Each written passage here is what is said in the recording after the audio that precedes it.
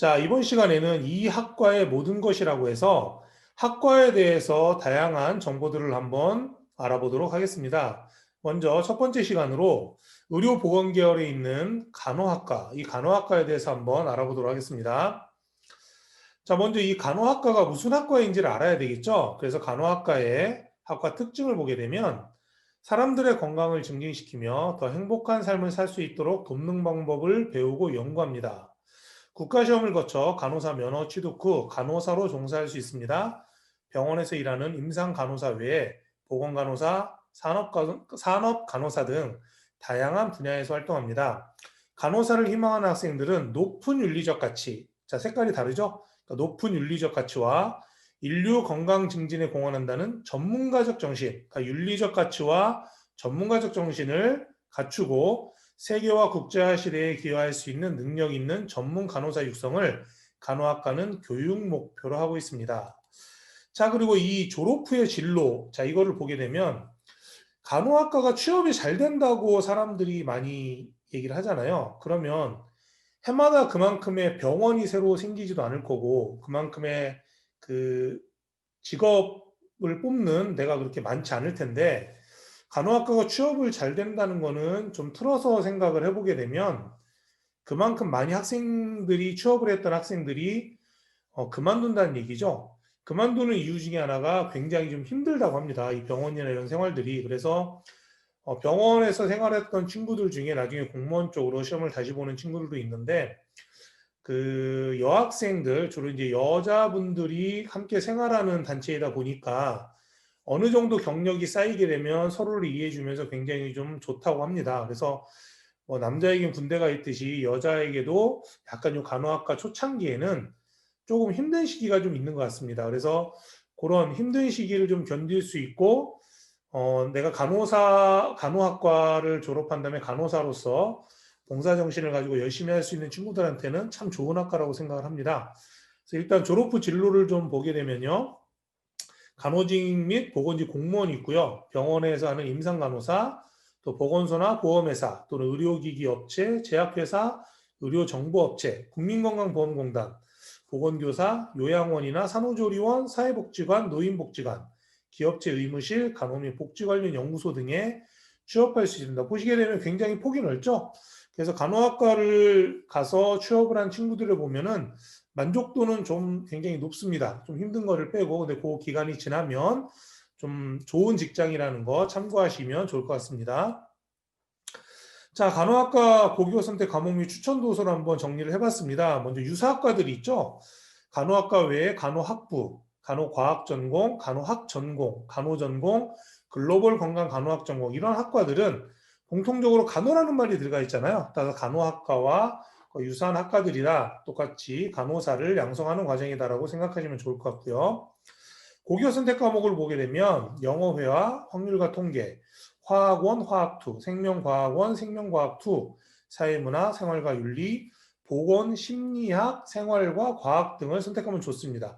여기 보시면 화학원과 생명과학원을 해놓은 이유가 화학원을 하지 않은 친구가 화학2를 한다거나 생명과학원을 하지 않은 친구가 생명과학2를 하는 것은 위계에 맞지 않기 때문에 불이익을 당할 수 있습니다. 따라서 과학 과목을 선택하실 때는 반드시 위계에 따라서 원을 선택하신 다음에 동일한 툴을 선택하셔서 공부하시면 좋을 것 같고요. 보건이나 심리학 쪽에 해당하는 선택 과목들을 좀 선택을 하시고 생활과 과학 이 정도 선택을 하시면 좋겠다는 생각이 듭니다. 자, 추천 도서를 보게 되면 모리와 함께한 화요일, 돌봄의 미학, 간호사 너 자신이 되어라, 간호사가 말하는 간호사, 간호사 프로를 꿈꿔라, 친구가 되어주실래요? 생명윤리 이야기 등 간호라든지 생명 쪽에 관련된 책들을 좀 보시면 도움이 좀 많이 되실 것 같습니다. 자, 세 번째는 간호학과 면접 문항을 한번 분석을 해봤는데 먼저 연세대 같은 경우를 보시게 되면 독서 기록과 간호학과의 연관성 및 간호학과에 대한 지원자의 생각은 무엇인가? 생각을 물어봤죠. 두 번째는 동아리 활동에서 한 구체적인 지원자의 활동 내용은 무엇이었는가? 활동 내용을 물어봤고요. 간호학과에 대한 지원자의 목표는 무엇인가? 그러니까 왜 간호학과를 왔는지를 떠나서 너는 간호학과에서 앞으로 어떤 걸 할 거니? 라는 미래에 대해서 좀 물어봤고 한국 의료 서비스 장단점은 무엇이라고 생각하나요? 라고 해서 의외로 시사적인 거를 좀 물어봤습니다. 따라서 연세대를 지원하신 학생들은 학교생활기록부와 자소서는 물론이고 의료 쪽에 관련된 시사에도 좀 준비를 하시면 좋을 것 같고요. 자, 인하대학교를 보게 되면 자, 자소서 내용에 대한 구체적인 질문들을 하는데 지원자의 활동 중에 가장 의미 있는 활동을 물어봤죠? 그리고 간호학과를 선택한 이유, 너 왜 간호학과 왔니? 이걸 물어보는 거고요. 간호학과에 대한 지원자의 가장 큰 역량은 무엇인가? 역량을 물어봤습니다. 학생부 종합전형에서 4개 역량이 있죠. 학업 역량, 그리고 전공적합성, 인성, 발전 가능성. 이거 중에서 어떤 것이 간호학과하고 연관이 돼 있고 그걸 위해서 너는 어떤 노력을 했는지 이런 거를 좀 구체적으로 물어보는 것 같습니다. 따라서 간호학과를 지원하는 거에 있어서 나는 어떤 장단점이 있는지 정도는 좀 파악을 하고 면접 임해 주시면 좀 좋을 것 같고요. 자, 가톨릭대를 보게 되면 경험한 활동 중에 자신의 성격을 보여줄 수 있는 활동 무엇이었나요? 성격을 물어봤죠? 어려운 점이 있었을 때는 어떻게 해결했는지 극복입니다. 구체적인 사례로 설명해 주세요. 구체적인 개인적인 사례를 물어봤고요. 독서 활동에 있던 책 중 가장 영향을 받은 책과 그 내용은 무엇이었나요? 책을 물어본 게 아니라 책의 내용을 물어보는데 이 내용이 과연 뭐랑 관련이 있어야 될까요? 그렇죠. 간호학과죠. 간호학과이기 때문에 간호학과에 관련된 축경에서 너한테 무슨 영향을 줬고 그 영향을 준 내용이 무엇인지를 물어보는 겁니다. 간호사에 대한 꿈을 갖게 된 계기는 무엇인가요? 동기를 물어보죠. 자신의 인성에 대한 생각과 나에 대한 친구들의 평가는 어떤가요? 보시게 되면 성격이나 인성이나 그 학생의 인성, 인품 쪽을 좀 보고 있습니다. 그래서 가톨릭대를 지원하신 학생들 같은 경우에는 봉사상이나 이런 게 좀 있으면 좀 좋을 것 같고요. 그리고 자소서나 그 학교생활 기록부에 봉사에서 자기가 이타적인 어떤 활동을 했는지를 좀 기록을 하시면 좀 좋을 것 같습니다. 자, 가천대 한번 보겠습니다. 가천대는 자, 왜 간호학과를 지원했나요? 동기를 물어보죠. 보시게 되면 대부분의 모든 대학들이 너 왜 간호학과 지원했니? 왜 했니? 무슨 이유로 했니? 이런 것들은 당연히 물어보는 것 같습니다. 뭐 특별히 간호학과가 아니더라도 모든 교수님들이 모든 학과에 있는 교수님들이 가장 궁금해하신 사항이 아닐까라는 생각이 들어요. 자, 두 번째 보시게 되면 봉사활동을 하면서 겪은 어려움과 느낀 점은 무엇인가요? 그리고 관심 있는 간호 전문 분야는 무엇인가요? 얼마나 간호에 대해서 깊이 알고 있는지를 물어보는 거죠. 좋아하는 과목과 생명과학 또는 학습 내용과 연계한 질문. 자, 무슨 얘기냐면 학교생활기록부의 세특이나 이런 데 보게 되면 이 학생이 생명 쪽이라든지 간호 쪽에 대해서는 또 활동이나 발표를 했다라고 하면 그것에 대해서 좀 자세하게 좀 질문하는 경향이 있습니다. 그래서 자신이 학습 내용이나 이런 거에 생기부에 기록된 거를 좀 꼼꼼히 체크하신 다음에 면접에 임하시면 좋을 것 같습니다. 그리고 준비하신 학생들은 이런 면접 문항을 특별히 좀 이렇게 저희가 제시해 드리는 이유 중에 하나는 보고 지금부터 준비하셔서 자소서나 생기부에 좀 철저하게 녹아들 수 있도록 그렇게 준비를 하시면 간호학과 도움이 되실 것 같습니다. 자, 그 다음에 오시게 되면 주요 대학 성적인데요. 2020학년도 수시와 정시 성적입니다. 자, 좀 확대해서 보시게 되면요.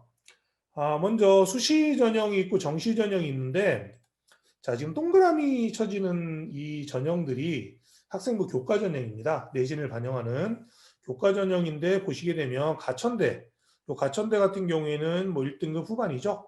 가톨릭대 같은 경우도 1등급 중후반이 되고요. 단국대 천안 같은 경우에는 2등급 초반, 그리고 인하대 같은 경우에도 1등급 후반이죠. 순천향대 2등급 초반, 충남대는 2등급 초반, 뭐 이런 식으로 교과 전형이 형성이 되어 있고요. 여기 보시게 되면 논술 전형, 그 경희대 논술 전형과 가톨릭대 교과 전형, 그리고 인하대의 교과 전형을 보게 되면 경쟁률 옆에 실질이라고 써 있죠.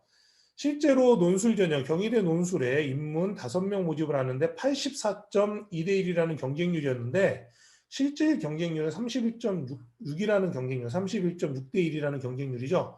이런 경쟁률과 실질 경쟁률의 차이가 생긴 이유는 최장력 기준 때문이죠. 그래서 경희대 같은 경우를 보시게 되면 인문은 2개 합산대 탐구는 하나만 반영했고요. 자연은 2개 합인데 수, 가와 과탐을 지정하고 있습니다.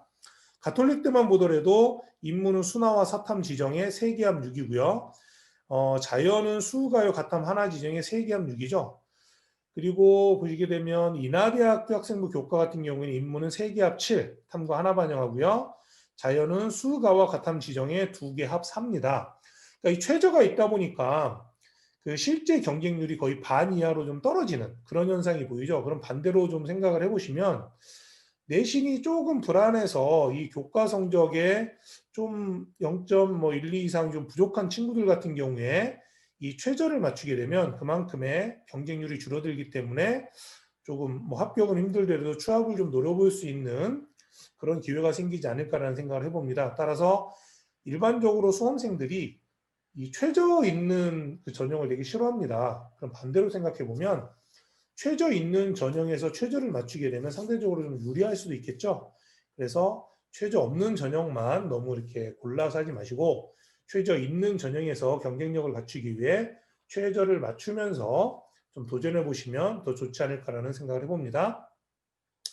자, 그리고 전체적인 수시 전형에서 가장 성적이 낮았던 데를 보시면 가톨릭대 논술 전형이죠. 3등급 초중반입니다.